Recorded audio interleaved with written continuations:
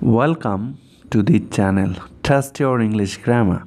Neither the students nor the teacher dash to smoke in the classroom. What will come here? Is allowed or are allowed?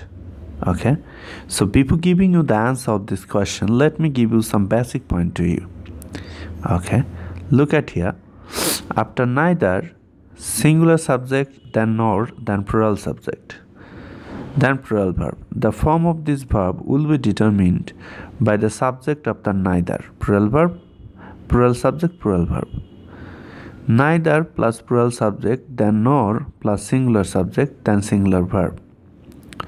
So after neither we are getting singular subject, so we have to use a singular verb. So now come to the main question. Neither these students nor this teacher. After nor we are getting singular subject, so we have to use singular verb. So is singular, right? And are is plural, so we have to use this. So is allowed to smoke in the, neither the student nor the teacher is allowed to smoke in the classroom, right? So answer option A is correct. So thank you for viewing this video. Be well.